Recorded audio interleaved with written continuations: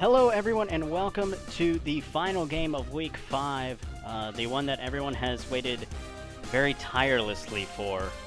Uh, the the Atlanta Falcons going to try and get revenge on the New Orleans Saints for the Week 1 loss.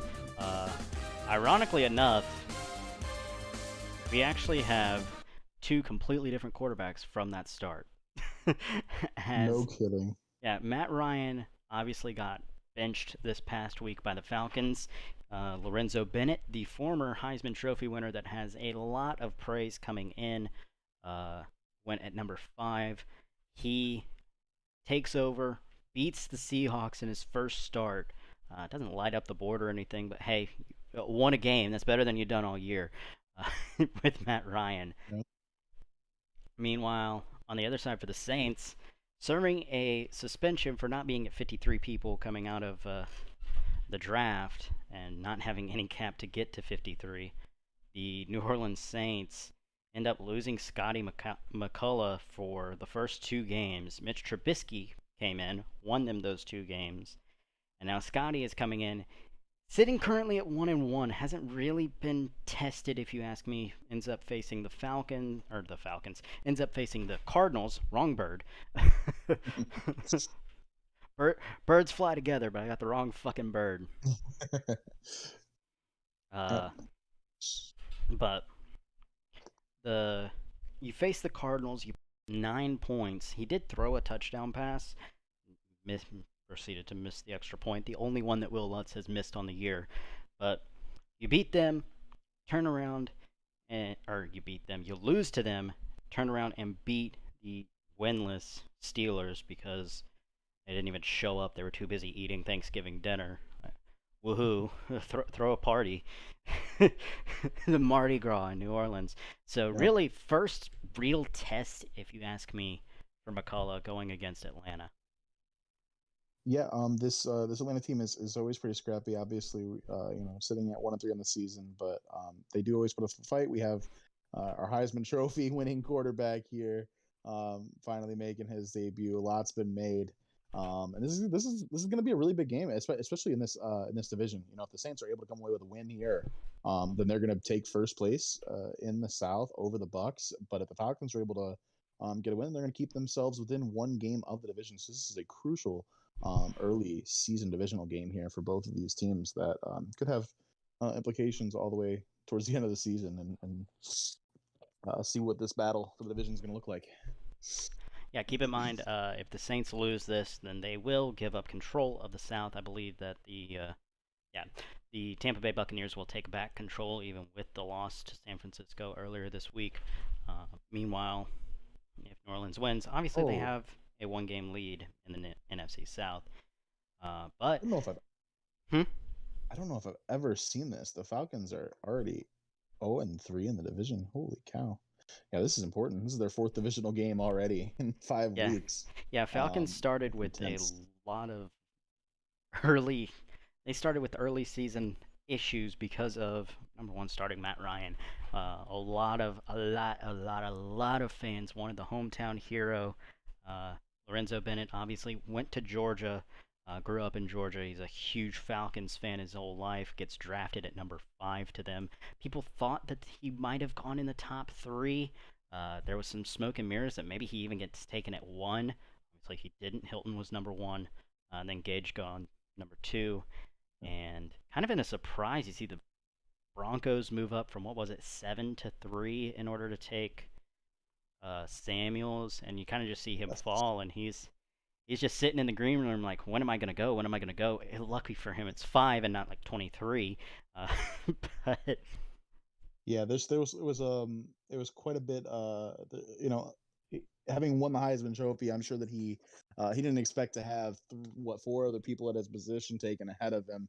And he's obviously going to have a pretty big chip on his shoulder, but he's thrived at every level given the situation. So let's see if he's able to continue this winning streak, if they build this winning streak here in Atlanta, and give them a chance in the season. yeah, I'm interested in seeing it. I can't. I'm pretty pumped up to see what we got here. yeah, the second to last quarterback taken in the first 7 picks. The only first round quarterbacks went from 1 through 7, and the only one that wasn't a quarterback was the Giants taking. Okay, the Broncos move up from 6-3, not 7-3, because the Giants at 6 ended up taking a guard. But at 7, just 2 picks behind Bennett, was Scottie McCullough, who out of Wisconsin goes way down south. uh, Part of the 3 young gun quarterbacks, being J.J. Samuels, Trayvon Dupree, and then obviously Scottie McCullough being 21. Meanwhile, Lorenzo Bennett being the oldest guy in the room, the 5th-year senior up at 23, kind of the odd man out. Yeah, absolutely. Yeah, it was a obviously a pretty storied history with the quarterback class here of 2022. Yeah, I honestly, the only one that we haven't seen a whole lot of is J.J. Samuels because of Derek Carr going to Denver early on in the year. Carr starts the first 4 games. They go nowhere near how Denver wanted, and now Carr already been cut before week 6 You know, even gets kicked off. I just with these teams, they spent valuable draft capital on these young quarterbacks. They obviously hadn't gone anywhere last year. They have nothing. They have there's no expectations for them. I'm a bit surprised at the reluctance to start these rookie quarterbacks from the start of the season. Yeah, with I Atlanta, mean, it makes a little bit more sense if you ask me, just because of the fact that Matt Ryan is making ridiculous money. Uh, Matt Ryan is pulling the most Fitz magic of Fitz magic over there to get his money.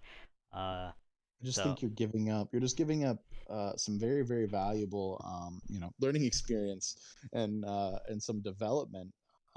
It's only 4 weeks, or 3 weeks. I won't be too harsh on it, but obviously, given the state of these teams, I would have liked to have seen them take full advantage of their opportunity to develop their players. yeah, kind of surprised on that as well. But like I said, Falcons, you already have so much money invested in Matt Ryan. I can commend the loyalty to him and trying to give him a shot. Didn't get But them very far. So. yeah, it didn't go very Yeah, far. He goes 0-3, and then Bennett comes in and wins the game. yeah, Like, great start, and obviously Bennett with a great start. It wasn't anything special. It looked like a very IRL Mac Jones type of stat line: 2 touchdowns, 1 pick, just at like 130, 150 yards. Really not a whole lot, but at the same time they didn't need a whole lot, mainly because of some of the other Falcons rookies that they have. Um, well, not rookies, but mainly the Falcons defense. They do have a couple of rookies on defense. Starting edge, Clinton is been not incredible, or not incredible stats wise, but he has been playing his job very well. Meanwhile, strong safety, Ramsey doing a fairly good job, especially for being a rookie yeah. in what was one of the really worst defenses last year. The Falcons' defense was not that good. Um, no, it really wasn't. I mean, the Falcons weren't really good in any aspects, though they're picking where they were, but Yeah. they have the opportunity for growth. Yeah. Meanwhile, on the side of the Saints, there's also been some really good rookies for them. You've got obviously you've had McCullough for the last 2 weeks. That's not really anything notable. He hasn't done anything noteworthy. You lost to the Cardinals before the new ownership, and then you beat, like I said, the winless Steelers. Woo! You beat a Yeah, team that traded two first round draft picks to throw for 3 yards in a game. yeah. Great job. Um, but on the other side of that, you've got uh, you've got let's see here, was it? I'm forgetting the last name off the top of my head, but Jamal. Oh, Jamal, what was it? He's their second string running back. Hasn't been anything spectacular, but a really good change of pace back with Kamara. Uh, Meanwhile, they have a rookie corner that's also name is also slipping my mind right now. Give me 1 second to find that name. Timmy Rainey. He is technically not supposed to be anything really spectacular, but I'm pretty sure he's starting in the slot over Mackenzie Alexander and is currently second in the team in interceptions with their only forced fumble. He has 3 interceptions, with Malcolm Jenkins having 4, being their number 1. Like I said, their only forced fumble on the year thus far. Playing really well in the slot, stepping up as a rookie, which you really need to do to kind of make an impact here. Yeah. And then as we await kickoff, the Saints just now coming out of the tunnel, but as we await kickoff, on the Falcon side, I did forget a couple of notable rookies to keep an eye out for. Off the top of my head, I just kind of let them slip, but Vernon Redmond, he is their number 2 running back behind Chase Edmonds, has basically a perfect split right now. They have both 36 touches, so you don't want either of these guys in fantasy because they're not really going to boom. But Yeah. basically a mirror on the ground, and I believe Redmond has a few more yards through the air. Meanwhile, speaking of through the air, Antoine Heron, or Heron, I don't know how exactly you say that, but this rookie who has been playing more than likely in the slot, I haven't been watching, but I'm just going to kind of assume that he's playing the slot over Russell Gage, has been absolutely killing it for a passing attack that has been kind of dead on arrival. Mm-hmm. I know that they've had the injury bug. Ridley hasn't done well. I'm pretty sure Pitts has been injured up until now. Pitts should be coming back for the first time this week. But Heron, 17 receptions, leads the team. 292 yards receiving, leads the team. And 2 touchdowns, which is tied for the lead with backup tight end Smythe. Pretty notable for a rookie there.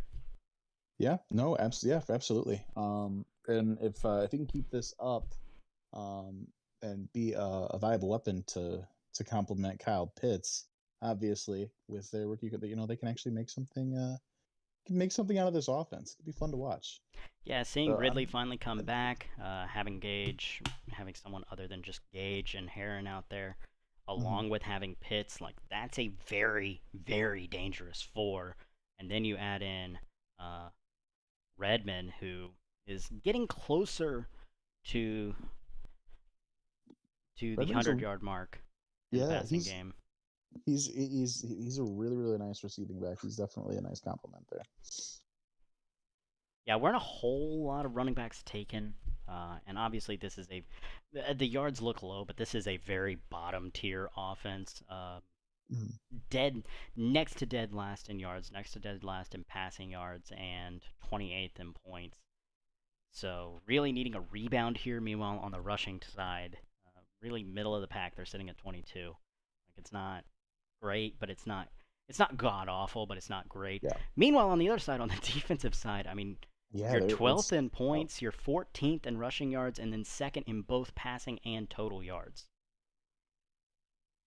Yeah, that's not too bad. And I would say, just per game wise, it looks like the Saints are actually even better with a fifth in points per game. So, I'm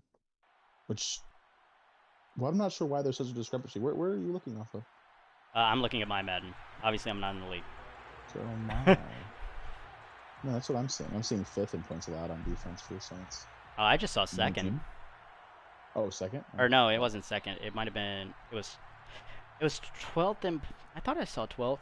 I don't know. Maybe there's a tie of 5 through 12. Yeah, 5th, been in 3rd in total yards given up. So the defense has been pretty stout. So that probably explains their 3-1. That will explain their 3-1 record. But. And so now, with that being said, here comes the talented rookie Lorenzo Bennett. Gonna start this off in the Superdome. God, is this tough? This is a tough place to start your second game of your career. You would have liked to have your number 1 play New Orleans at home for your first start instead of having to play at New Orleans. Gonna have to wait until next year as Heron goes in motion. And we're actually not gonna see Calvin Ridley on the field right now, so he might still be injured. He is. There's at Okay, least I want to say about 3 more weeks. Yeah.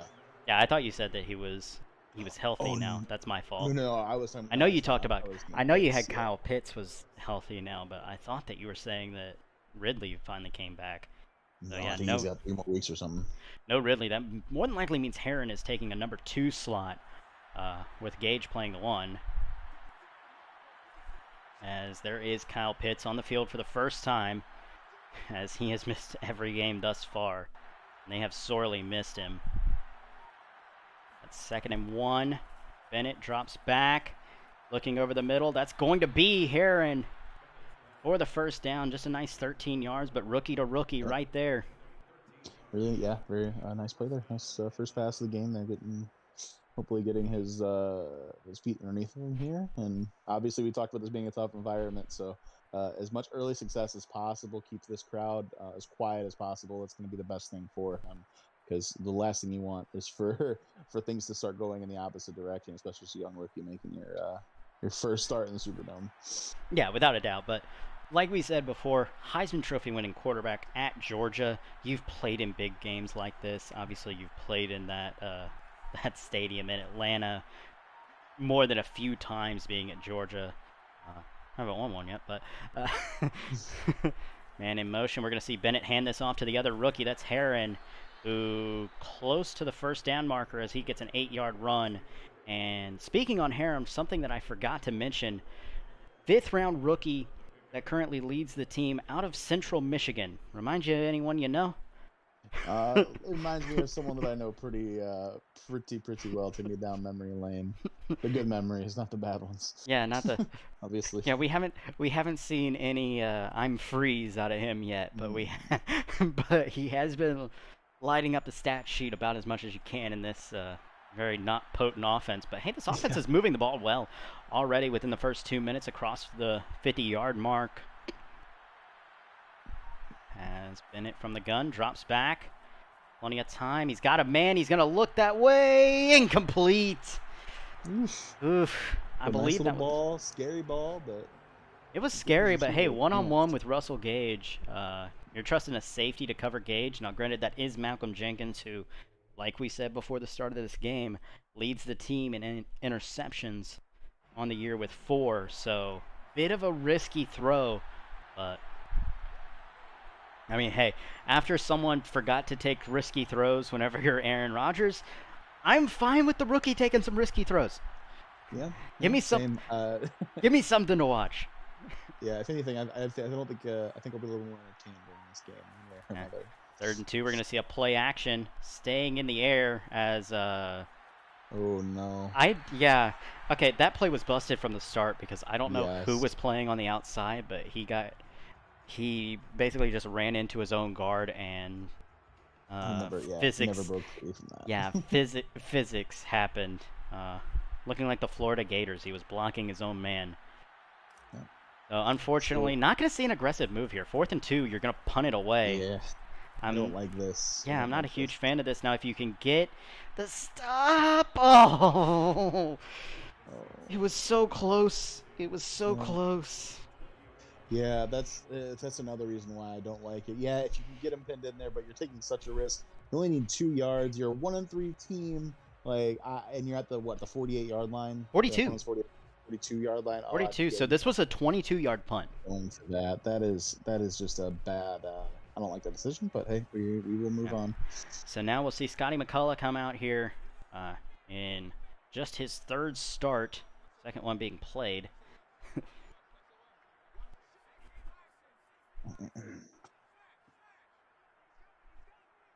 As McCullough under center, going to turn around and hand it to Alvin Kamara, who Kamara got a big hole, runs through one guy, and he's just shy of the 45-yard line. A big first down run for a nice, I believe that was 23 yards. Yep, that's Alvin Kamara for you. Not much to be said. You know that weapon's always going to be reliable. Yeah, and a top defense, they were not right there on that first down play. Really built this team up, and then all of a sudden you just come out and you get gutted on your first play.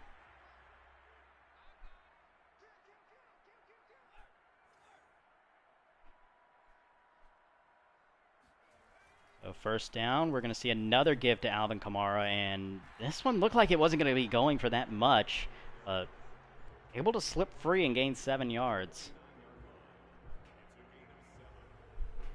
Something that Atlanta really wasn't doing. Surprisingly enough,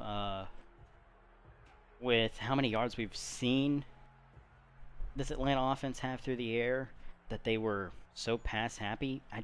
Did we even see a run play from Atlanta? We saw. Yeah, we did. I think it was the first play of the game. We saw one. Oh yeah, we saw Heron. I forgot we had we have the jet sweep like second or third play. And play action here as McCullough's going to try his first throw, and he's just going to dump this one off. The tight end, yeah. And free at the last second there. And that's going to be Trotman. And speaking of rookies, there's Ramsey, the strong safety, coming in to make the tackle. Doesn't really do a huge play, but rookie's getting involved early.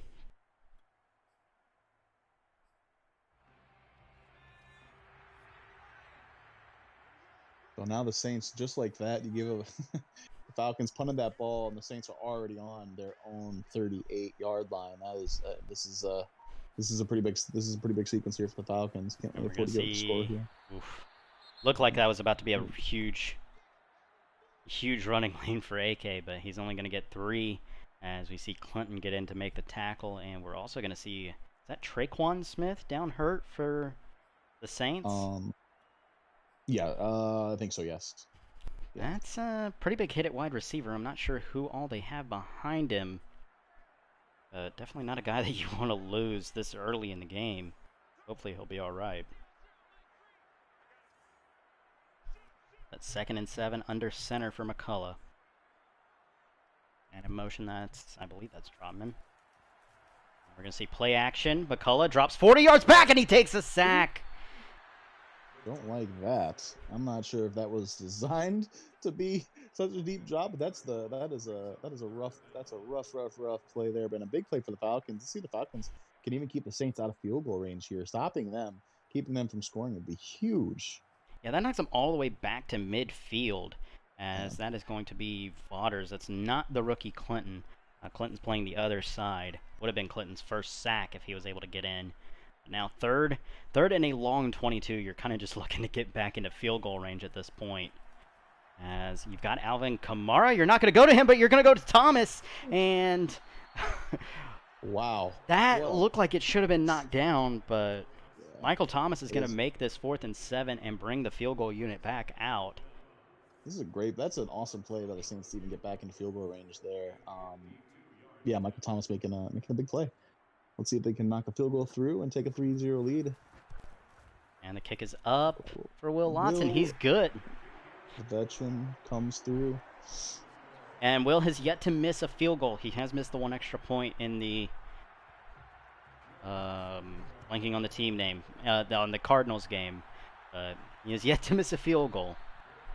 As we're going to see Bennett for the 2nd time now come out as punch, counter punch, but it's more of punch, counter punch by the defenses rather than by the offenses. I'm honestly fine with a good defensive game when it's a good defensive game rather than a bad offensive game. And thus far, I think it's been a lot more good defense rather than bad offense.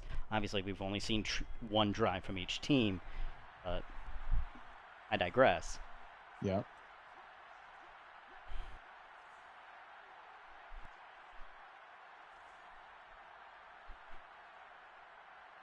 Bennett now under center. And we're going to see a give to the rookie Redmond. And there was just nowhere to go for him there. Stuffed at the line of scrimmage for maybe a yard.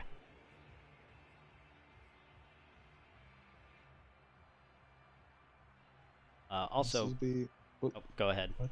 No, you go ahead. Okay, I was going to say a matchup to kind of keep an eye on. Rookie right tackle Jason Jones, more than likely going to be going up against Cam Jordan for most of the night. So keep an eye on that as we're going to see Kyle Pitts get his first reception of the year up to the 30-yard line to make it 3rd and much more manageable at 3rd and 5.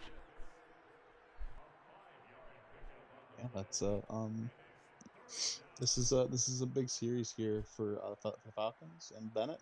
They need to answer the Saints field goal here. Obviously, already having failed on their first possession, a 3-and-out here would not be would not be an ideal start for this No, team. I'm not sure. no, not at all. Yeah, I don't know what the hell What is Pitts is that? running here.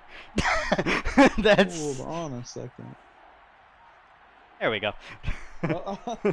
I wish you would have ran it to see if it actually. I wish the Falcons would have been a guinea pig for me because I wanted to see what that was. He's got a man deep, looking that way. Does he get both? No, he doesn't. Looking for his rookie Heron. That was a great throw, but just couldn't get that second foot down. He also could have hit Kyle Pitts in the Yeah, I comeback. was thinking that he Man was could have really hit. watching him over top. Yeah, they were playing entirely over the top, but good job of flipping the field here. Ball to 25 after the punt. And something that doesn't get talked about a whole lot is that you know, when you're flipping the field on defense, hey, yeah, you went 3-and-out, but you're making them basically start from where they would have gotten a kickoff anyway.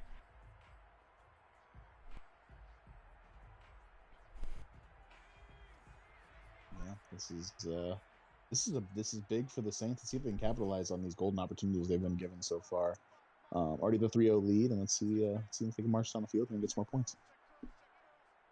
And man in motion. And we're going to see a give to Alvin Kamara, who, pretty nice run there, goes for about 5. Been a lot of running room thus far in the game. Yeah, that's which you would almost expect this. Rookie quarterback Alvin Kamara, you know what you know. Yeah, that's true. If the Tennessee Titans had a rookie quarterback come next year, I think you'd expect that with a rookie quarterback and Derrick Henry. Yeah. 2nd and 5 now as they're going to come out in the pistol, and McCullough's going to throw. Drop back, throw underneath to Thomas. Thomas makes one guy miss and takes a huge shot, but not before he gets shy of the 50 to the 47. Really, New Orleans taking a lot of their dunk. Meanwhile, Atlanta kind of trying to do the same thing, but at the same time, it's really just not working for them. New Orleans defense has stood much taller. Meanwhile, Atlanta has taken a couple of shots. They haven't connected yet.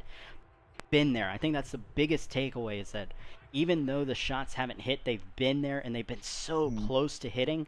You've got to think that eventually they're going to hit. So if you're New Orleans they are absolutely going to hit. Absolutely, yeah. So yeah, if you're New Orleans on offense, you've got to kind of get something going. Otherwise, these hits that Atlanta's getting so close on, eventually they're going to hit and you're going to be SOL. Stretch run to Kamara, it's stuffed. Yeah, really nice play on the defense. Tough plays to defend. So this defense coming up there is really, really good. As we've talked, the Saints have been given some pretty good opportunities right here. If they squander this and they don't get points on the board here, if they don't come away with a touchdown on either of these first 2 drives, you almost have to look at that as a bit of a failure because you've been gifted some decent opportunities. You need to make sure you're taking advantage of them, and especially like you said, when that Falcons offense. They're not finishing their plays, but they're on the verge of hitting some big ones over on you. We're gonna see an RPO for Alvin Kamara. He's up the middle for a pretty big gain. Gonna be a first down shy of the 40. Looked like he only had one guy to beat. Couldn't quite beat him. The rookie. That's a lot to put on a rookie to try and stop Alvin Kamara, but he does a good job of kind of breaking him down and just waiting there to make the tackle. Yep, definitely could have been a bigger run. So the Falcons get away with a few paper cuts on that one instead of full on. And play action, McCullough overthrown. Was looking for Michael Thomas, but put that one way out in front. But way out in front, and honestly, Thomas was blanking pretty well. There was really, really good coverage there actually on that play. So that would have been a tough grab, even if it was possibly catchable. Yeah, but I mean, it wasn't really like. He wasn't bracketed. It wasn't like tight coverage. It was tight, but it was one-on-one still. You trust if you're gonna pay Michael Thomas as much as you are and pay him like a number 1, you expect him to make those kind of plays still. Absolutely. But now 2nd and 10 as we go a little bit tighter out of the gun. Alvin Kamara still in the backfield. They're gonna drop back to pass. Pressure up front. Gonna dump this off to Kamara, who lucky to get a yard. Yeah, the Falcons were ready. Were ready for the underneath plays there for sure. They had an idea what was coming. Yeah, at this point they've kind of noticed that New Orleans isn't really wanting to take any deep shots thus far. Everything has either been run or underneath, aside from that one overthrow to Michael Thomas just a couple plays ago. So really trying to kind of force McCullough to unload it, and hasn't been willing to do so thus far. But that's going to bring us to the end of the first, 3-0, and kind of behind the 8 ball here, 3rd and 8. For Lutz, this would be a 56-yard field goal right here if they don't gain another yard. Definitely within his range, but... Yeah, I would trust the veteran to make the hit, but you, like I said, you really don't want to come away with 3 here. It'd be kind of disappointing to get to this spot on the field twice now and not kind of stall out before hitting the red zone. Yeah, I forget how far the last one was. I think they were just a couple of yards shorter. I think they were at the 37, so it was 54. Yeah, that's right. So one nice thing about playing in New Orleans, you don't have to worry about inclement weather. Is kicking can be kind of looking deep. He's got the tight end, and they're into the red zone. Nobody covering the tight end. Kind of surprising there. The safety was he had his back turned on that one. I'm not sure what he was thinking. He never got turned back around until it was too late. And that's rookie mistake. That's Ramsey, the rookie safety, and he just missed him. Yeah. Are you really worried about Trotman outrunning you down the field? Do you really need to give him that much of a cushion? Yeah. I don't know. That was, I think that's something that the rookie's going to learn with time. It's just a big miss. Speaking of a big miss, letting the tight end get in underneath. Linebacker took Michael Thomas up the seam and just perfectly clears him out underneath for a first and goal. I don't like sending 5 there and also running some soft coverages on the outside of the corners as well. There's just nothing to cover underneath. This is not good red zone defense in my opinion. And now 1st and goal, and this looks like a pretty soft front to run on. I'd expect an Alvin Kamara touchdown run here, or at least a run here. I don't know about touchdown run, because it will be a run and it's going to be stuffed. Ooh, nice play by the defense there. Yeah, Deion Jones did let him get a yard, but he was not letting him get the 2 that he needed. Nope. And hey, an opportunistic defense here maybe gets a turnover. Obviously, Atlanta has been lacking in the turnover game, does not have nearly the number that New Orleans has had thus far. New Orleans, I believe, is sitting on 8 interceptions team-wise, as well as the 1 forced fumble. Meanwhile, Atlanta, unless my numbers are incorrect, I believe that Atlanta has just like 4 or 5 interceptions thus far. Yeah, not causing a whole bunch. And one fumble, as we're going to see an RPO, and yeah. That's the easiest touchdown you will ever see. Oh my goodness. And that's the second round rookie Jamal James getting the touchdown there instead of Alvin Kamara. Pretty easy waltz in there from 1 yard away. Something that used to be the bread and butter of Mark Ingram whenever he was in New Orleans. Yeah. A lot of people forget. That'll be his 2nd touchdown on the year. Alvin Kamara has 5 there on the ground as well, so it's pretty decent. Yeah, so now Atlanta really behind the 8 ball. You need to get either those big gains hitting or just scrapping and kind of go back to the dink and dunk game that got you yards to start the game. And maybe in a 2nd and short situation you go deep. But really don't need to force this here. You've still got basically 3/4 of football. You've got plenty of time. His pass rush coming. He's got his rookie Heron underneath for 6 yards. That looked like it might have gone for a lot more there on the cover 0. I'll tell you what, if Kyle Pitts cuts his in route a little bit sooner, given one-on-one coverage there, that could have been an even bigger game. The Saints are lucky to only give up 6 there. 1 more second in the pocket, and I think that Kyle Pitts is going to have a big gainer on our hands. Yeah, without a doubt. Oh, I don't like this look. Keep an eye on Spencer. And we're seeing a huge shift by the defense in New Orleans. Yeah, Sean Payton is not a fan of that look at all. He calls timeout. hate to see burn timeouts, but burning timeout is much better than getting roasted on a play you're not prepared for. Yeah, because those 5 seconds that you have to wait were ticking down fast, and you don't have to specifically wait on them right there. Could have snapped it, but now 2nd and 4, and what looks like a very soft front. Could see a run here to Chase Edmonds. We're not going to see that. They're going to drop back to pass. He's got Gage underneath, and he drops it. Wouldn't have been a whole lot, but it would have set it up a 3rd and short. You know, those are the risks you take when you're throwing underneath your receivers right in the territory of those those big hitting linebackers. So Gage not able to hold on to that one over the middle. Kyle Pitts maybe holds on to that, but yeah, Kyle Pitts maybe. Gage really not built for that. He's definitely not a big-bodied wide receiver, but I don't think any of these wide receivers really are. Herron's a little bit taller, but like even Ridley, when he's healthy, he's a very small receiver. Gage really small. Like there's no size here in Atlanta. As on 3rd and 4, really need this first down. You cannot afford to go 3 and out unless your defense is just going to stand up and make a turnover or two. Drop back to pass. Oh, Kyle looking deep to triple coverage, and it's picked off. Gardner Johnson going to be the pick, but yeah, Kyle Pitts got 100% picked by the defense. Pitts would have been open, but he gets absolutely manhandled at the line. I understand the rookie in this instance. Gosh, that's rough when you have an option that you know is becoming open, and he's just not able to. That's rough. At least the interception happened somewhat downfield. You might as well chalk it as decent arm punt, but I think a net of like 30 yards. Would have rather had the punter do that. Yeah, definitely would have had it. But hey, if your defense can turn around and stand up, which they're not doing right now, as Jamal James gets free for what looked like was going to be a lot more. He got 5. It looked like that stretch run was about to go for a lot of yards. Yeah. So obviously, as I've been saying, this is a really crucial drive here. You know, if the Saints are able to put points on the board here, especially a touchdown, it's going to be, you're putting a lot of pressure on Atlanta at that point. Everything has gone wrong for Atlanta. You got New Orleans. This crowd is rocking. New Orleans has all the momentum right now.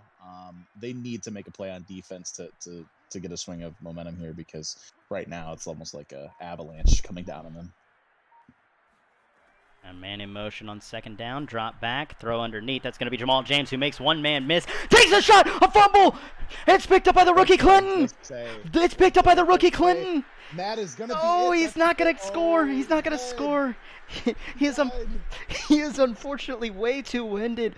I believe the big man, the edge rusher, Clinton, the rookie, a few too many cheeseburgers before this game, but what a huge shot. I'm not sure who number 12 is off the top of my head, but I do know it's not Ramsey. It was not rookie to rookie, but keep an eye on Gage. Keep an eye on Gage, please, one-on-one. Gage could be open here, depending on how the safety plays this. And he doesn't got it. Oh, if he wasn't looking that way. No. If he wasn't looking that way. The second I looked down, the out route was open. Wide open. Oh, my goodness.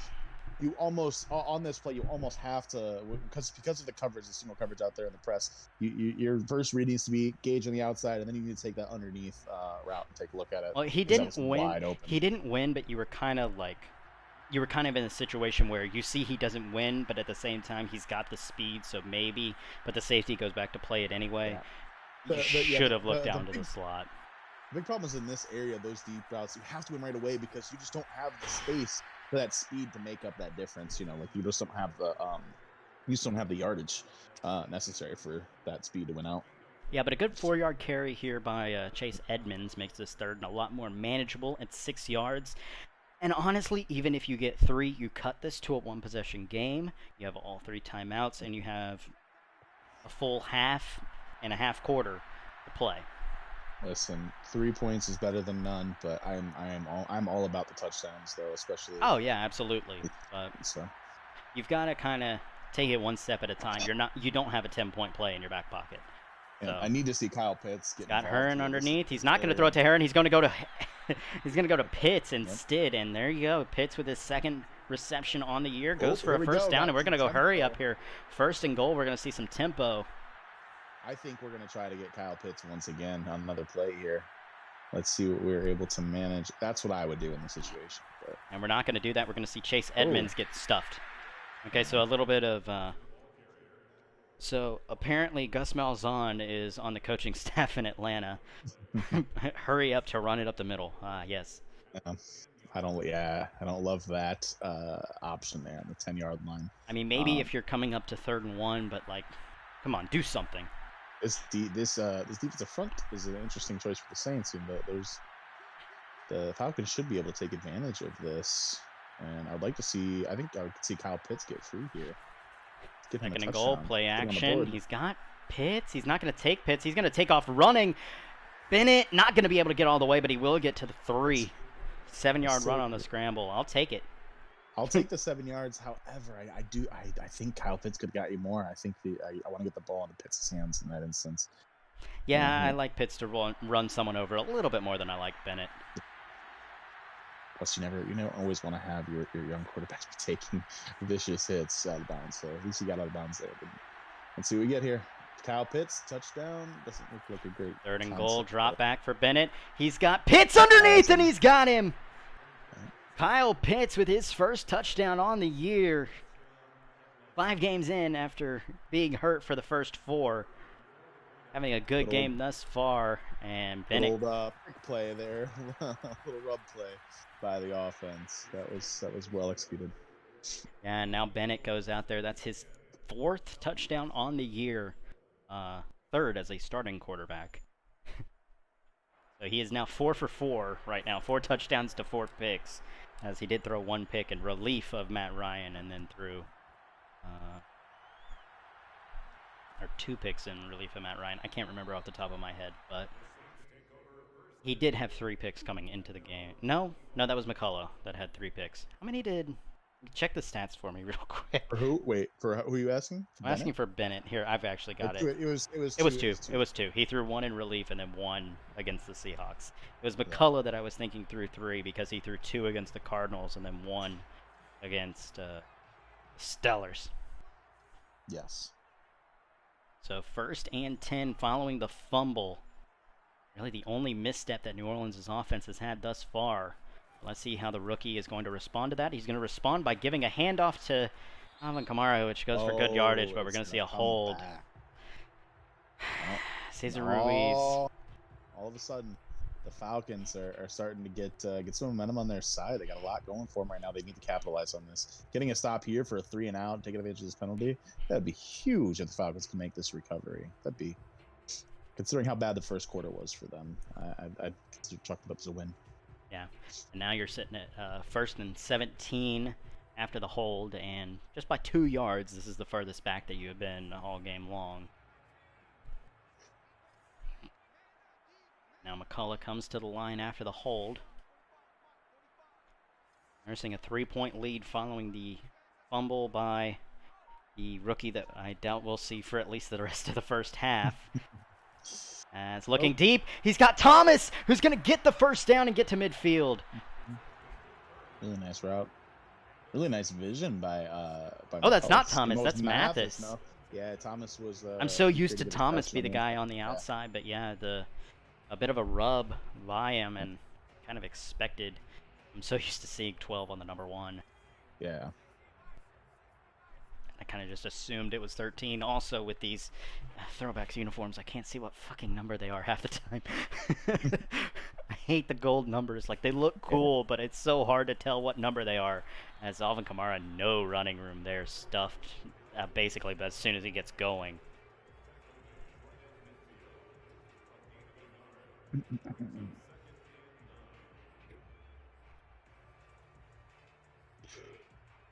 All right, so that's a big play for the Saints here. Let's see if they can keep us there right at midfield now. 3 minutes to go. Maybe they'll run some clock out. No matter what the result of this drive is, you don't necessarily want to give the Falcons a whole bunch of time to make something happen before half either. So we'll see how they play this. So It's like they are McCullough drops utilizing. back, 2nd and 9. He's going to drop this off, to AK, who makes one-man miss, runs past the second, and he's into the red zone. Oh, the block needed to be made, Michael Thomas. Thomas misses the rookie. To make that block out there because that should have been a touchdown for Alvin Kamara. Yep, Thomas misses the rookie as Ramsey is in there to keep the touchdown from happening. But that will still set them up 1st and 10 at the 19 in the red zone. Yep. Obviously, if the Falcons can hold tight, kind of bend but don't break, hold them to a field goal, it would still be just a one-possession game. As McCullough drops back, it's a screen pass. This is going to be Kamara again. Doesn't go for a whole lot. It's going to take us a 2-minute warning, but yeah, that's play. I don't know what it is about these screenplays where my heart tends to drop sometimes. I feel like there's always a chance that it's going to be picked or swatted in the backfield. It's very 50-50. Yeah, and that one, I mean, blocking was really never there. Yeah. Obviously, you had the guys coming in your face, which was supposed to happen, but the blocking on the outside just never got out there. So AK had to make a guy miss while not getting caught from the back, and it was never meant to be. No. So 2nd and 8 now. We're going to see 5 wide here from New Orleans. Looks like just about everyone is one-on-one covered. They're going to back off at the last second. Got time over the middle. He throws a pick right at the spine. That's Deion Jones. Deion Jones is one of the best coverage linebackers, and he's just standing still. He's just spying you. I don't know what he was thinking. I don't know how he didn't see him, but you have to be aware of where Deion Jones is anytime you're throwing in like an intermediate route underneath. Like, that's just absolutely insane. What a play there. The Falcons defense comes up huge. A 2nd turnover now, and all of a sudden the Falcons are really ready to turn this game around.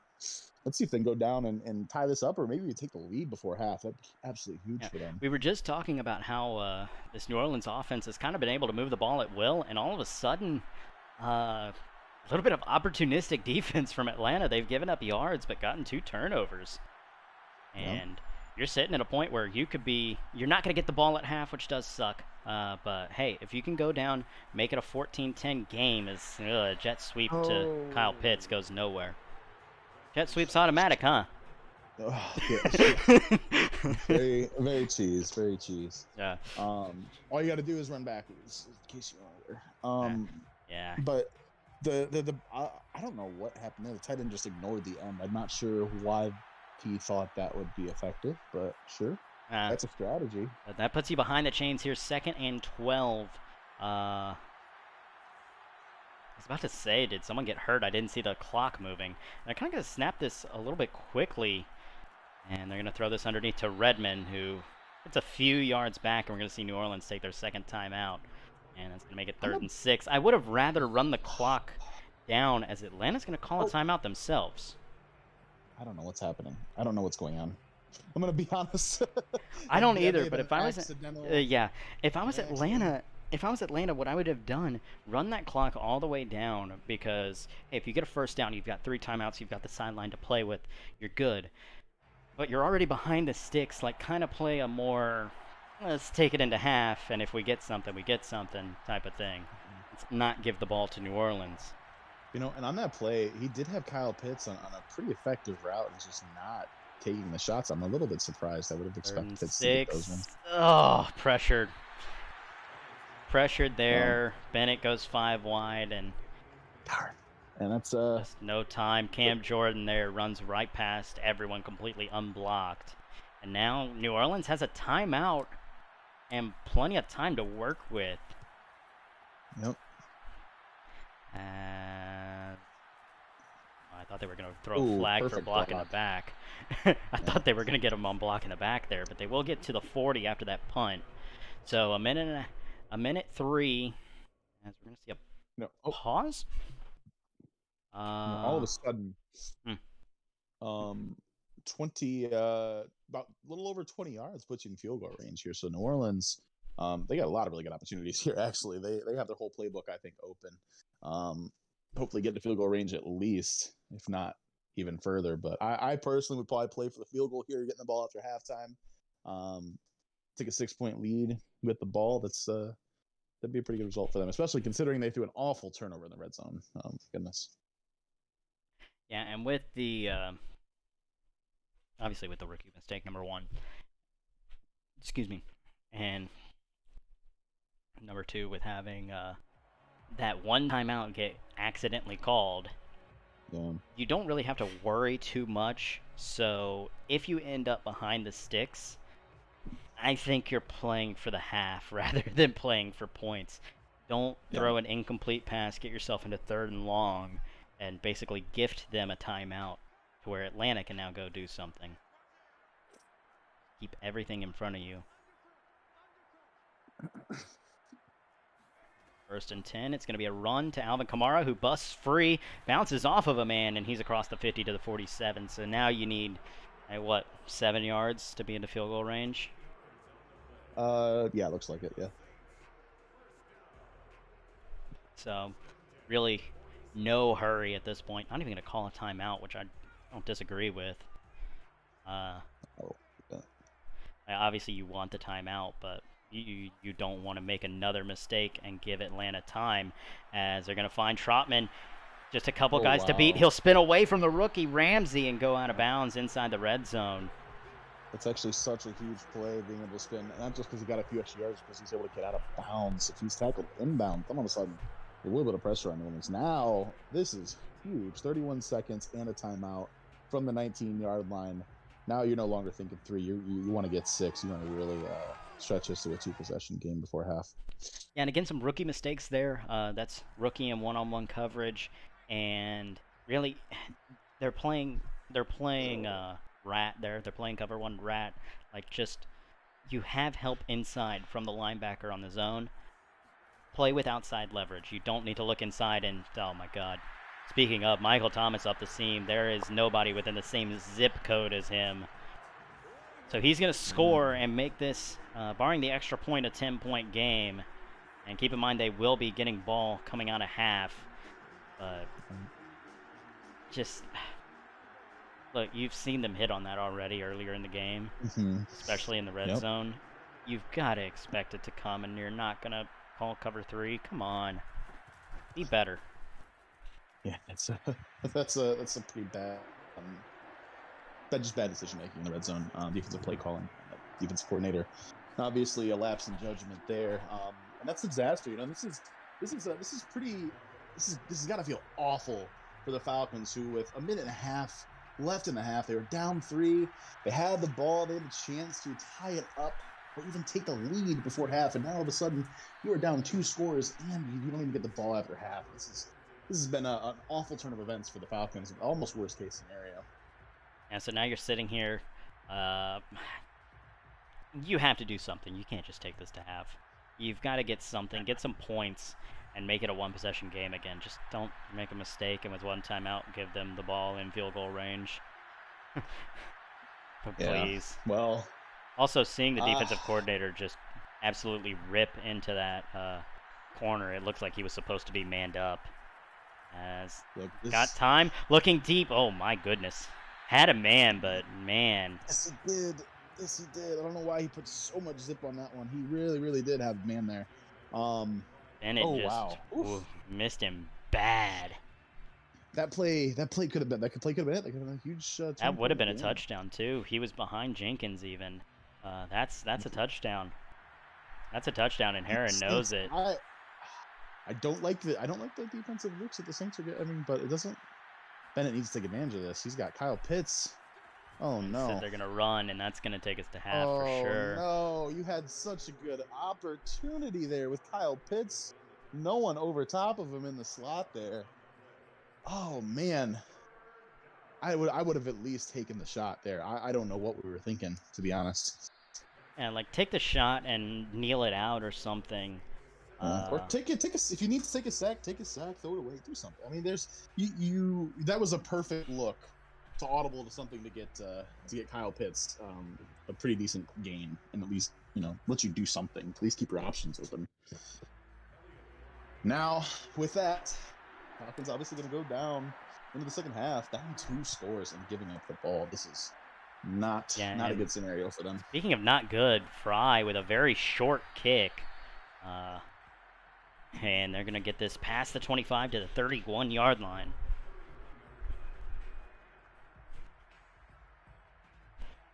Definitely has...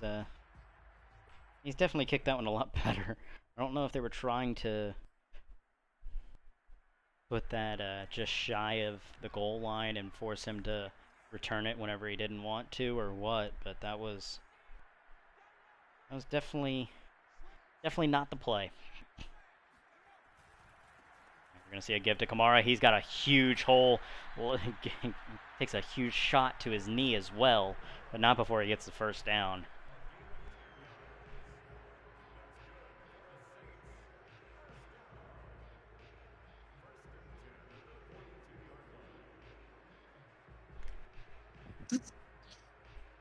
Oh, shoot. Next.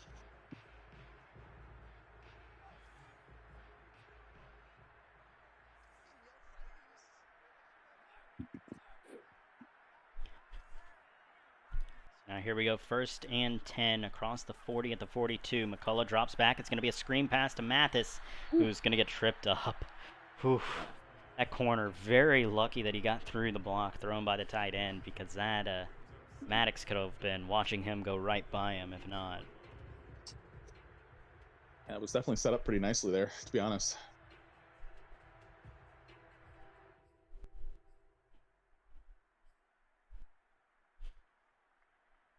Yeah, so not a huge hitter, but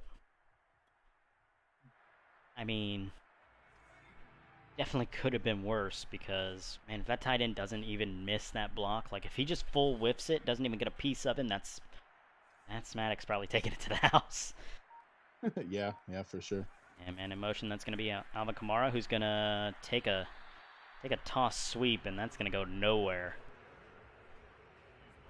That touch pass, that's automatic. Automatically stuffed at the line. Auto, yep. It's super cheese. It's super cheese. The most ridiculous thing I've ever heard. Holy shit. Ugh. So now 3rd and 9. I believe this is the longest third down, and barring the obvious 3rd and 22 that they faced early on in the first quarter. 3rd down. McCullough rolling to his right.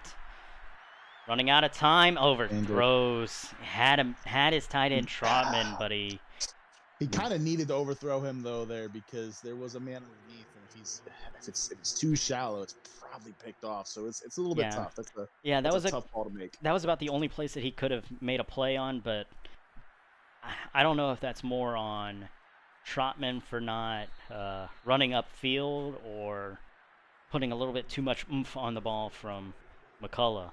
But regardless, that's a 3 and out, and well, not a 3 and out, but that is a forced punt. And now Atlanta takes over after only squandering a couple of opportunities to put points on the board the last 2 times.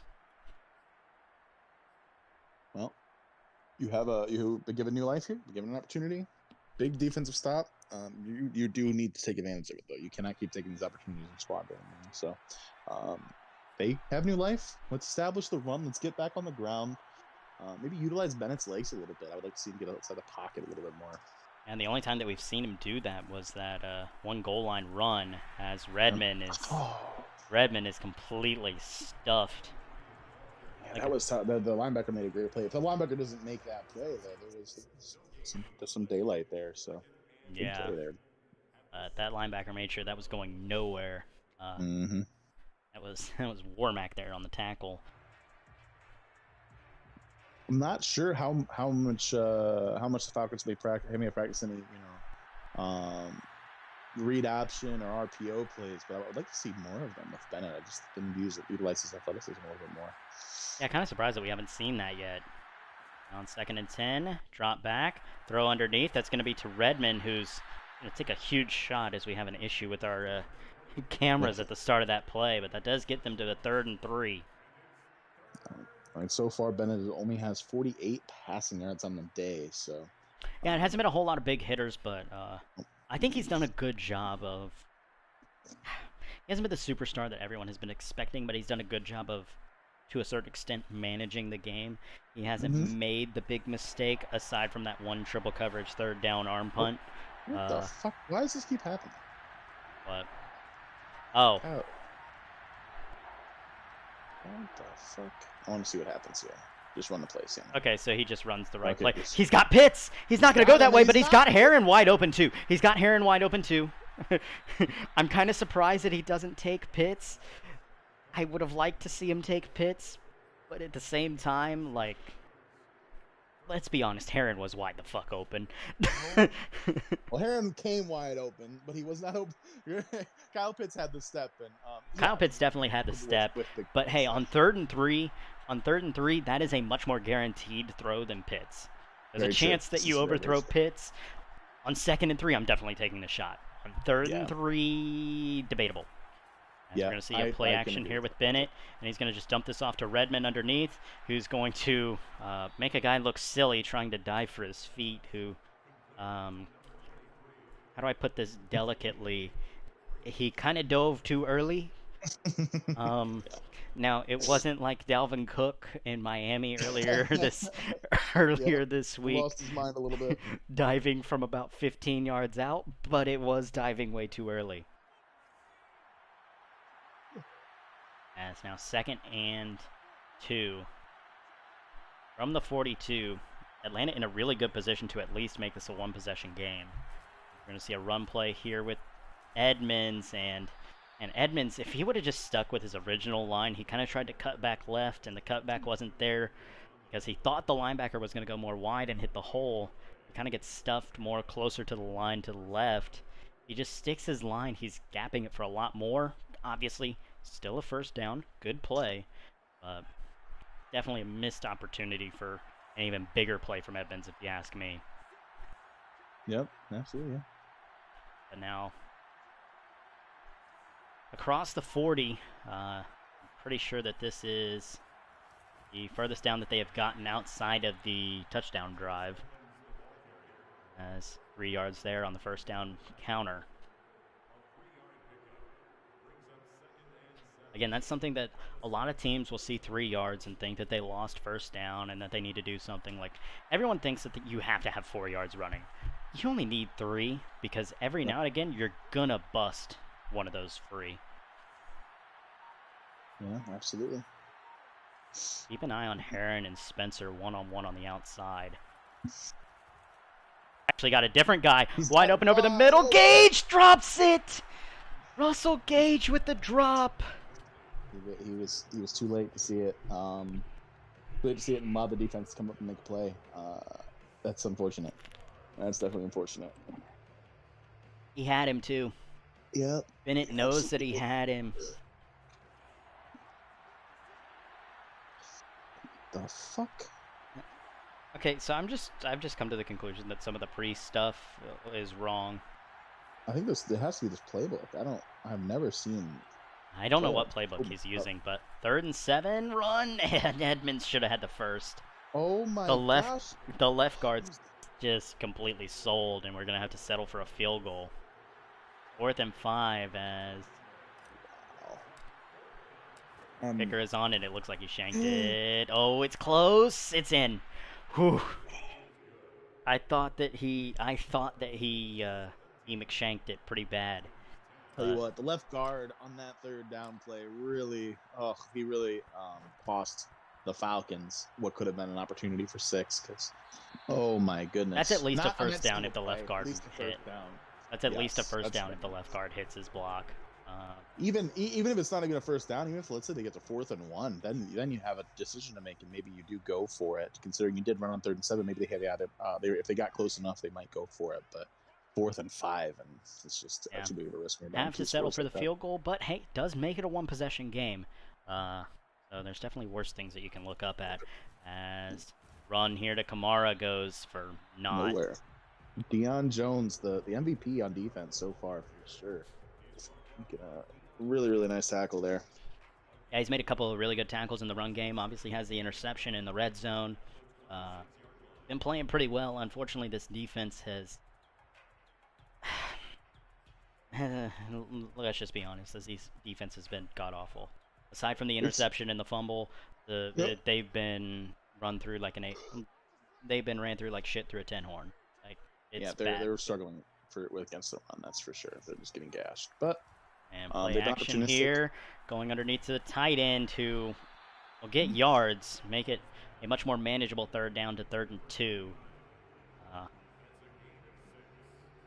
and just playing man coverage underneath there, and I don't know how you give up a step to the tight end there. That's maybe he had his eyes in the backfield a little bit. Actually, Obviously, that you're saying wasn't a they're tight getting end. Sorry, gashed, that but was a slot receiver. Still, those crossing routes are so hard to defend if you're a corner or really anyone on the field. They're very difficult to defend. yeah, not quite sure why the safeties didn't come up to help, but 3rd and 2 now. Screen pass, and it's yeah, there was nobody there. I don't know who that screen was going to, whether it was Jamal or Alvin Kamara, but there was nothing there. Ooh. Oh wow. Walker Oh, almost got he through. did. He did. He tackled. Oh, and the Saints are gonna get the penalty. It's fair Oh my catch goodness. interference. I thought for sure that was at least going to be running into the kicker. Well, yeah, I saw that the flag was not thrown, even though it looked like the punter was tackled on the play. An insane He miss went up from for the he went up for the block as the long snapper just gets absolutely hammered. Yeah. Well, the Falcons risky play that would have been a killer if they had called that. But this is huge. The Falcons need to capitalize. We've said it all game. The Saints keep letting them stay in this game. So let's see what we can do here. I have like Kyle Pitts underneath here for a decent motion. game. Bennett running.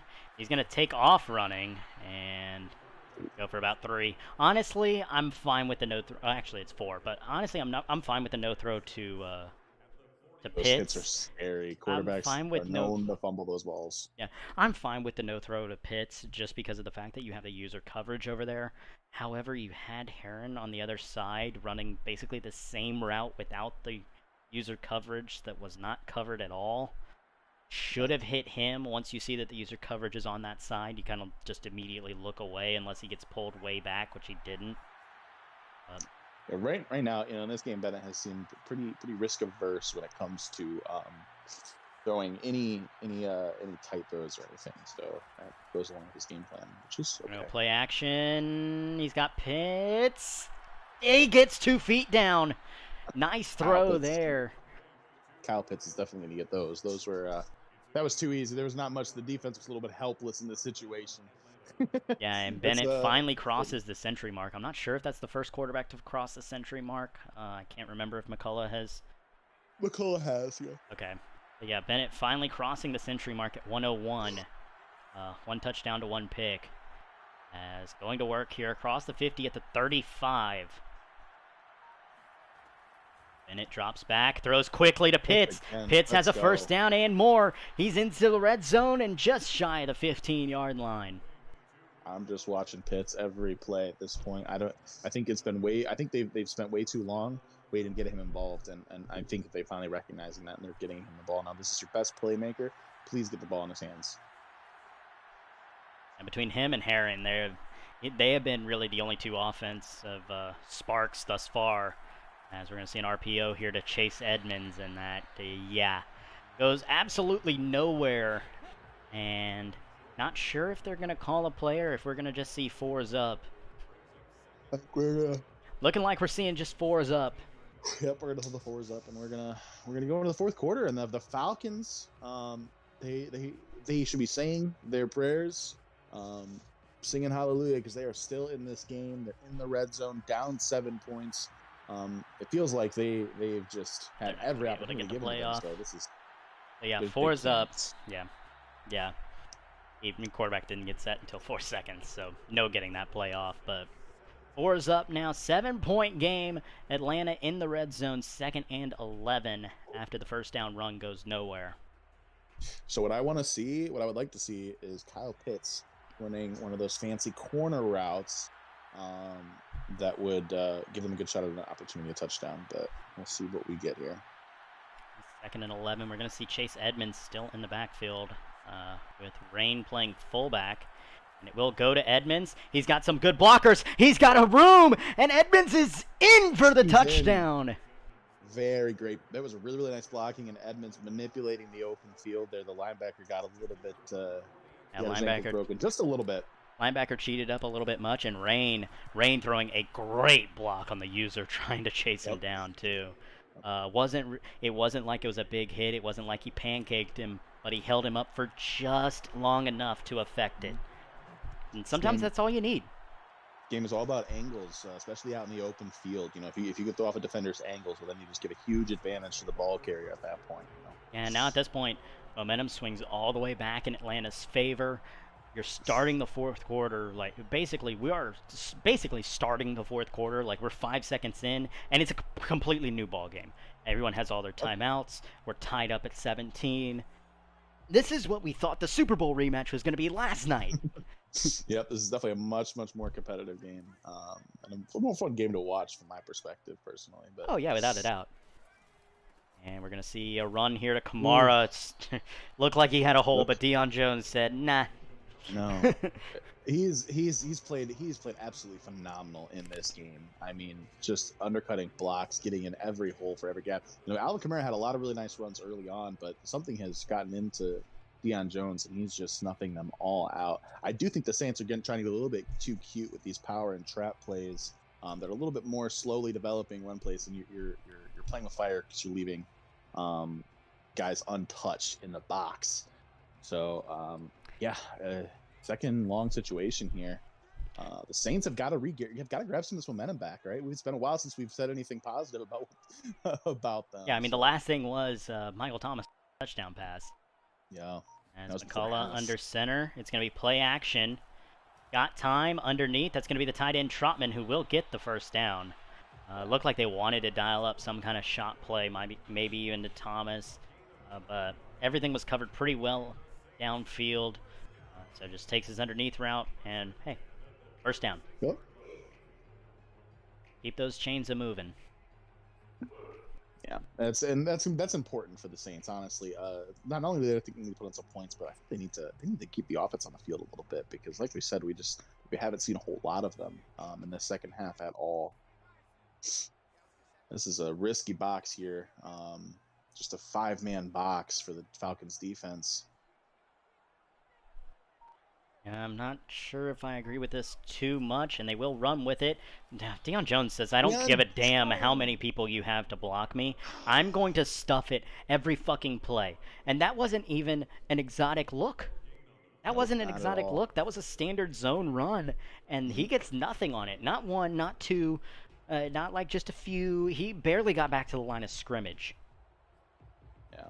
And Deion Jones fought through a block from Cesar Ruiz. How do you say his name? Cesar Ruiz. It is Cesar? Okay. Yeah. This was, Deion Jones, by far the MVP of this game, at least up to this point, unless something crazy happens. As McCullough now drops back. Oh, wow, yeah. He had to pick his poison. He had Mathis and Trotman open, and that's going to get him to the midfield stripe. That'll pass him over 200 yards passing thus far, and Trotman just shy of 100 yards receiving himself. Really haven't seen these wide receivers get involved outside of a couple catches from Thomas. Everything else, I think, has been Trotman and AK. I do agree with letting Deion Jones play his zone there, but I think you have to use the slot cornerback in those cover 2 plays. Need to be able to take away the opposite side. Deion Jones does his job. He actually ran with the drag route on the other side. I think you really have to take away. You have got to use that slot cornerback, or else you're going to eat him up over the middle in like a Tampa 2 look. And once again, right here, just 2 yards on the run play. Feel like I've been saying this all for the last 2 quarters at least. Alvin Kamara nowhere to run. I mean, at least you're sticking with the run play, though. You're not kind of just eating it. You're sticking with it. You're not doing too much. Oh no! 2nd and 8, man in motion. That's Trotman, and it's going to be a play action call. Looking, almost picked off. Not sure who number 3 is off the top of my head, but made a really nice play there. Was that Clinton dropping back into coverage, actually? But yeah, it was. It was the rookie Clinton. The rookie edge rusher Clinton. A lot of these whenever you see an edge rusher come in, even in a 3-4, you expect a lot of these guys. Oh, I'm sorry. That was not Clinton. No, wait. No, it was the other middle linebacker. Opposite number 3 middle linebacker? Yeah. Okay. Name? I actually don't know it off the top of my head. But this is the biggest play of the game up to this point. Yeah, third and 8. 45. Not gonna get it. He will get to the 43, so you can try a 60-yard field goal if you're feeling gutsy, or you can go for it. Not only does he not get it, that was a very risky pass. Oh, the cover 3 cloud look. I don't know what I know what I would do in this situation. Is 24 Terrell? Yeah, they are going to go for it. The offense is still on the field, but yeah, AJ Terrell with a great play in open space on Alvin Kamara. Really lucky that he didn't come down with that. Bunch look here. This is always dangerous for the defense. They they have to play this perfectly. And McCullough in the gun. Alvin Kamara off to the left. Gonna let this run all the way down before finally throwing it. Looking caught. Wow. Barely caught. AJ Terrell could not make a play on it, and that's gonna be Trotman again with his 7th reception thus far. I seriously think that Thomas has like maybe 2-3 catches and that 1 touchdown, and then everything else has gone to either Trotman or Kamara.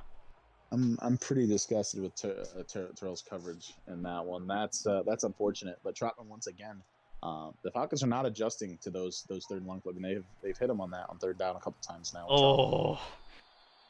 Once again, nowhere to run the football. Even if it wasn't Dion, Maddox was right there to stuff it himself. There was just nowhere to run there. The Saints are just too predictable at this point. You know, they run on every single first down. I think in the third. Just about every play on first down has been run. And it gets them these long situations. They did convert that 4th and 4, but like you got yourself in a 4th and 4 because you were in 2nd and 3rd and long. So it's dangerous games to be playing. Now McCullough from the gun, back in this bunch formation, drops back to pass. Pass rush coming, dumps this off, and Trotman will make the catch, but it goes for nothing. Yeah. he made the catch, but I mean that just got to the line of scrimmage. They were looking for a little spot and go, and yeah, the protection broke down very, very quickly. And now you're sitting at 3rd and 12. Yep. Obviously in field goal range, but you don't want to settle for a field goal here. Oh, this is bad. Keep an eye on. Oh no. Keep an eye on Thomas. You can't do that. Keep an eye on Thomas. Oh no. It's lock. Before you think that it's lock. It's lock. It wasn't. No, it wasn't. Yeah, it was. No, it wasn't. That was. He was in dime, but no. Still, it was Sky. I saw him. Okay. Yeah, can't do that. It didn't affect it, but yeah, can't do that. You cannot use her a audible. I got caught in that, but I was gonna say it's not a good look from that defense. It's actually a defense you should not be calling in those situations. It's really that bad. Cover 3 has been burnt before by that exact same play. And that cover 3 out of that formation is actually atrocious. It's actually terrible. That's disappointing. I got to say, Terrell I'm still pretty bummed about that 4th down play from the Falcons' perspective, and Terrell having a pretty big lapse in coverage there. So let's see what the rookie can do. This is a Heisman-worthy moment here for him in the NFL. Yeah. And this is where you make your money, and it's going to be a 1st down run for. That's the rookie, Redmond, rookie to rookie, as Redmond gets just his 5th touch, but a nice 7-yard gain. Really, it looks like note on that play. Kyle Pitts actually made such a good block. He almost blocked this guy into a tackle, but luckily he didn't. They were still able to get 7 yards. But that was just I'm just always watching Kyle Pitts at this point. I think I'm waiting for it. Yeah, so second and a pretty long 3. Now as we take under 4 minutes left to go in this fourth quarter of action. We're going to see a play action call. Throws it underneath. That's going to be Chase Edmonds who's going to get the first down out to the 40. Again, Bennett hasn't been flashy today. He's been close on hitting some of those deep balls, especially early, but kind of hasn't pulled the trigger on those big ones, but honestly hasn't had to pull the trigger on those big ones. Like, it's been there, I think, 1 or 2 times he's had hits, but usually whenever it's there, it's like a third down that they absolutely have to convert, and he has something that is much more, I'm going to convert it here, rather than having to go a 4th and 3 from your own 20, down 10. And we're going to see a run play here to Edmonds. Edmonds gets some really good blocking. That looked like that play had no chance in hell. Instead it goes for 8 yards. Yep, and now the Falcons are moving the ball really well now. So this is... And where was this in the first half? Yeah. Yeah, they kind of abandoned it a little bit. Yeah. Was putting it way too much in Bennett's hands. I like putting it in your first round quarterback's hands, but like, come on.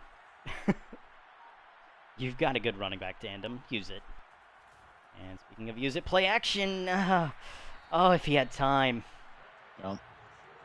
It's one of those, yeah. Oh, that's rough. The cover 0 leaves Cam Jordan completely unblocked, and because of that takes a sack, and now you're sitting at 3rd and 10. I like the shot play, but like if you see Cam Jordan coming open right there, you have to get rid of it. It is just 3rd and 10. Like, at least it's still manageable. They're not completely dead in the water here, but I do like Kyle Pitts. Once again, he should be open at some point. User. Never mind. He's open. Nope, you got a different guy, though. You've got Spencer down across the 50 to the 43 for the first down, and that will take us to the 2-minute warning. So still needing a touchdown here, but we're inside the 2-minute warning. 3 timeouts on both sides, so time really not a factor thus far. So the defense, like me, was focused on Pitts there, and Pitts alone. Yeah, they didn't give up the home run ball to Pitts, but they still did give up the first down ball. And they're going to run it here on first down. Redmond should have cut it back. Oh, if he cuts it back into that hole, that's a first down. And Sid only gets 2 yards. And going to hurry it up here on 2nd and 8. Going to be a screen. Got to outrun it. He doesn't. Loses the 2 yards that he just gained. I think he did have the opportunity there. That was a bit tough, but yeah, 53 threw a very weak block on that linebacker and just got chased down. So now 3rd and 10, still 4 down territory. So it's not like you have to get it right here. But taking under a minute left in this fourth quarter. This 2-play sequence very well could be the game, as dump it off to Redmond, who cuts it back and will make 4th down much more manageable, as Atlanta's going to call their first time out. I think if you just focus, I think Pitts is going to get the first down on this play. That's very frustrating. Yeah. It's only, I mean, it's fine. It's 5 yards. It's decent. I just feel like I'm surprised at the lack of focusing on Pitts in these crucial situations. Yeah. Like I said, it's your best playmaker on offense. You need to get the ball in his hands. Trust your best player. So now fourth and 5, a very crucial 4th and 5 here. Could be the game here if they don't get it, especially with only 2 timeouts. Yeah, using the timeout kind of guarantees that. He's got him. Looking for him, and it's caught. Kyle Pitts with the answer, his 2nd touchdown on the day and the year. As when Bennett needs to hit him, he hits him. One of, I would say, in all game long, and the first time that the defense isn't completely keyed on him on a big play, and Bennett does take the shot. I thought for a second he wasn't going to throw it, and I was going to throw my headset. I wouldn't be able to handle that. Don't worry, this isn't Aaron Rodgers. Great play by Kyle Pitts. Fantastic play. Now, obviously, 46 seconds and 3 timeouts. Yeah. You've got time. And again, another first-round quarterback. This is the man out of Wisconsin, Scottie McCullough. 46 seconds and 3 timeouts. I'm going to give a prediction. If nothing else, you just need, what, about 30 yards? 25, 30, 35 yards gives 35. you a 57-yard field goal. So, my prediction, though, I think Deion Jones is going to come away with the biggest play of the game. I think we're going to see a Deion Jones interception. Yeah, that's going to be my prediction. Very well could be. As man in motion, McCullough drops back, dumps this off. That's going to be to Jamal James as keeping in touch. Inbounds. Tackled inbounds, and he's going to call the timeout. As just about, 4 or 6 seconds that came off the clock? I can't remember if it was 46 or 44. 6 seconds. It was 46. So that is a wonky-looking play art. Holy shit. Yeah. Honestly, the biggest thing for me was the fact that sticking with it's kind of Trotman or a running back scenario. After this game, I want to see the stat line from these receivers because there hasn't been any. As McCullough, play action, looking deep, trying to force it to Michael Thomas, and it's incomplete. Good bracket coverage there by A.J. Terrell and the free safety. And that's going to bring up 3rd and 7. Now, you got to be careful here. There's 34 seconds. Nope. If you fuck up, you don't get this, and either the clock stops and you have to punt, or you don't get it and you have to punt. Atlanta's going to have 1 to 2 timeouts with 34 seconds to get into field goal range themselves. Yep. These are the big moments. You know, this is what defines quarterbacks' careers. You know, it's these types of plays right here. So let's see. Here we go. Through. 3rd and 7. Don't like using Jones though. Oh. On the 28. I kind of like it with the way that he's gone to Trotman. That's fair. Drops back. He leaves Trotman open, but he's not going to go that way. He's going to go to Newton. As Newton's going to get the first down, and New Orleans tackled inbound, so he's going to have to call his timeout. So still needing about 20 yards. I kind of wanted to trust Deion. I wanted to trust Deion on his own and use the other side is what I was getting at on that. I think. Yeah, I like that, but at the same time, with the way that Trotman has been playing, I like using Deion, but he played so far underneath. Yeah, he wasn't actually focused on Trotman, which is the weirdest. Yeah. The weirdest part. Oh, I like that, but like adjustments going on in the Falcons defense right now. Yeah. Michael Thomas has got a decent little matchup there on the inside. He is still on Terrell. Terrell's all over him, so he's going to dump this off to Kamara, and Alvin Kamara is going to get out of bounds at the 49. So need about 10 yards. I don't like the play from the rookie there. I think Ramsey needs to make that tackle in bounds. You got to make that tackle in bounds. It looked like he was just trying to force him out, which is a bit odd. I think you need to go for it, especially considering you have another man trailing from the inside there. Yeah, same. So 1st and 10, 21 seconds. New Orleans still has a timeout thanks to going out of bounds by Kamara, and it's going to be play action. Sacked! Who else but Deion Jones? Deion Jones, baby. Deion Jones really bailed him out because the slot had come wide open. It was cover 0. They were going all out to either stop a run or stop a throw. And I hate the play action call there, to be honest. Yeah, I hate it too. But play action against 0. The slot comes wide open on the out route. But at the same time, Deion Jones just gets through. So 2nd and 16, you can give up something over the middle. Just don't let him get out of bounds, whatever you do. Out back to pass by McCullough. Looking deep. It's picked off!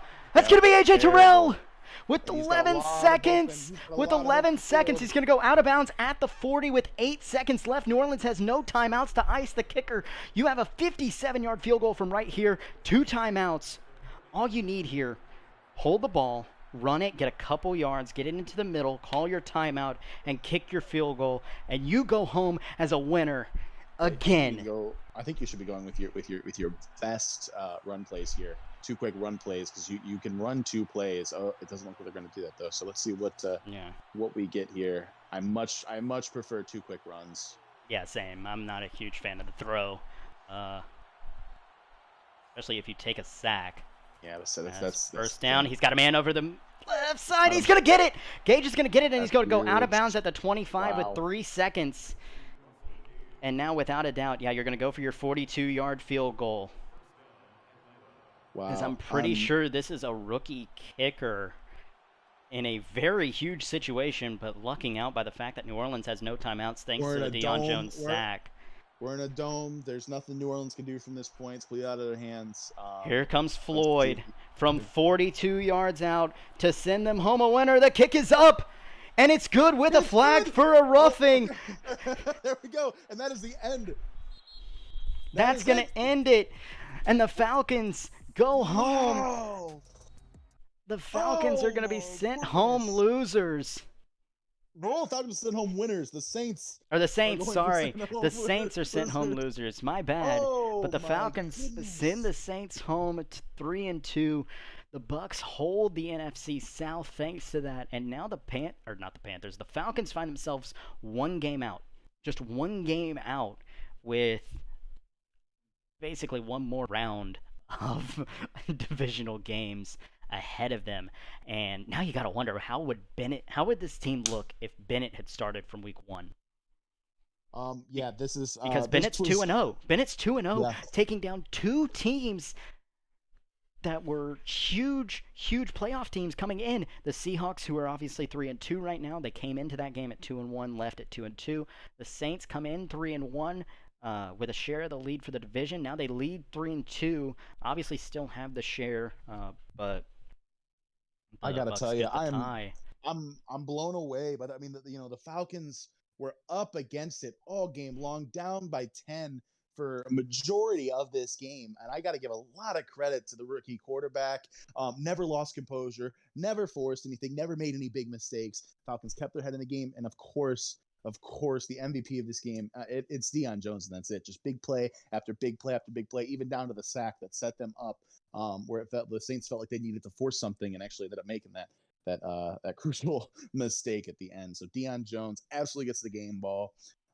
Fantastic from him, and yeah, this was what a game. This was so exciting, and I'm so happy that this team did not fold it in early. They didn't pack it up. They didn't get discouraged. They kept playing their game. They kept fighting. They never gave up. Big win for the Falcons. Rise up. Oh yeah, rise up without a doubt. Also, I have to breaking the fourth wall. Diddy just posted in bye week his schedule for this week for his opponent because he's on bye. That's actually funny. Well, props to that's funny. Props to you, Diddy. That's a good one. But okay, I have to talk about it on stream, so please, can you update my Madden so that I can actually look at the stats? Because I need to see how many receptions a wide receiver actually had for the Saints. Oh wow! Because I'm blown away. I do want to say the Saints, they got way too predictable. They got way too comfortable. And they were resting way too much on their laurels at that point, because they had a 10-point cushion for the majority of this game. Losing this game was just, it's kind of unacceptable, especially when you have the division lead on the line. Yeah, and ironically enough, 25-19 was the predicted score by my Madden. Basically had the New Orleans score dead to rights. It was like 1 point off. Not quite for the Falcons though. Yeah. But man, right. what a game. So Trotman comes down with 8 receptions for 115. Michael Thomas has 4 for 78 and the 2 touchdowns. Alvin Kamara has 6 for 50. And then you've got Jamal James with 2, And then Mathis has one, Newton has one, and then I think a backup tight end has one. That's a backup tight end. So wide receivers caught the ball 4, 5, 6 times. 6 times out of 23 receptions went to wide receivers. I gotta say, I'm, all game. Yeah, that's actually. Yeah. Especially a Michael Thomas out there. I can. Now, granted, for the Falcons, kind of the same thing. Yeah. Heron only had 3 receptions. Meanwhile, for the other wide receivers, 1 for Spencer and Gage. Obviously, Gage did have that drop right there at the goal line. Huge drop. But Pitts with 6 receptions and Redmond with 5 coming out of the backfield. At the end of the day, Bennett finishes the day 17 to 26 for 204, 2 touchdowns and 1 interception, with a QBR of 98.8. Meanwhile, McCullough 23 of 30 for 302, 2 touchdowns, but the 2 picks, finishes with a better rating. But at the end of the day, those 2 interceptions really hurt because you throw a pick, in the red zone, which was basically guaranteed to score points, ends up coming back to bite you, and then you throw a pick that ends the game, with worst case scenario looking like maybe having to punt away and play for overtime. You throw a pick that immediately puts them into field goal range. Ironically enough, we were talking about that on the Atlanta side at the end of the first half. Don't throw an interception that puts the Saints in position to kick a field goal and stretch out the lead even more at the end of half. Ironically enough, it's the fourth quarter, and Scottie McCullough throws a pick into double coverage looking for Michael Thomas that puts them right into field goal range to kick a game winner. Yep. Ooh, wow. Jazz up after that game. That was a really, really good game of the week. Happy to be up here. Wow. Yeah. Final thoughts on the game? I feel like I've given them. I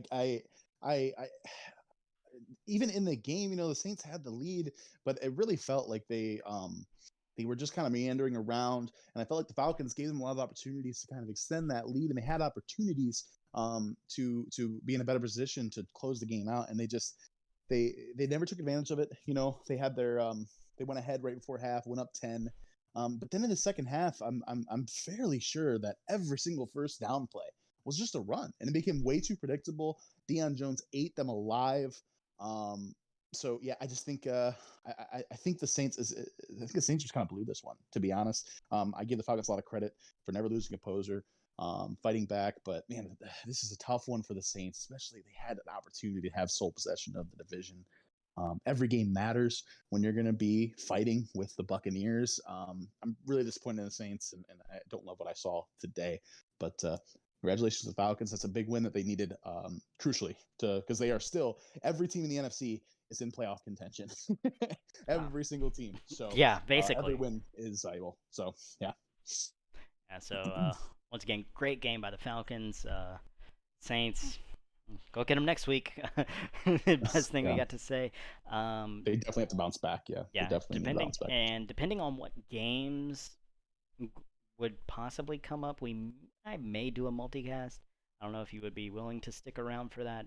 But tonight? Yeah, if any games get kicked off right at advance.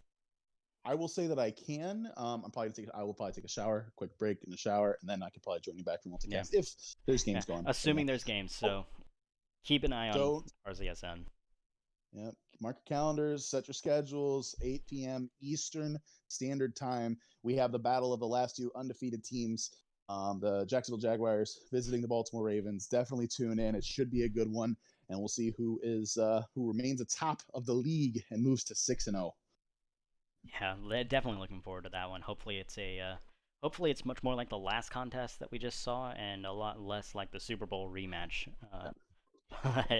Well, I will say the history between these 2 teams and these coaches are, no matter what, they're almost always a good game, no matter what the result is. And it's almost always entertaining. So hope to see that again. Also, with you here, so you know about this, but breaking news, we do have trade rumors floating again that Scary Terry could be going for 2 first-round picks to the Jacksonville Jaguars. I know that Washington is kind of in a position to maybe make a push. Hilton's really stepping into his own. Terry hasn't done a whole lot. They were talking about trying to put him in the slot this week, and so I don't know. We'll see if it Yeah. happens. If it comes to fruition, I'm honestly not really holding my breath, especially with all the talent that the Jags already have at that wide receiver position. You kind of just give them a plethora of riches if you Mm-hmm. do that. Stay. You can never, if you're gonna have an air raid system, the more weapons, the better. Obviously, I will say that they have a plethora of weapons, although I don't believe that Laviska Shenault. I don't think he's long for Jacksonville past his rookie contract. And We yeah, hearing I mean trade that's rumors really it. for Obviously, we hearing trade rumors for Visca? not this year. They're all hands on deck for this year Mm. from what my sources tell me. But Okay. moving forward, who knows? This is a it's still a developing situation. So Well, we'll keep eyes on that. If anything ends up breaking coming out of a possible multicast, we will let you know. Go ahead, but keep keep all the eyes onto RZSN for if we have a multicast. Like I said, can't guarantee it, but there's a good chance that it happens. So play it by ear, and then if nothing else, we will 100% be back 8 p.m. Eastern Standard Time tomorrow for the Battle of the Unbeatens. So mark your calendars, set your TiVos, do whatever you need to do, but make sure you're there. Thank you guys so much for tuning in. We had a blast and a really good one tonight. But until next time, this is us signing off.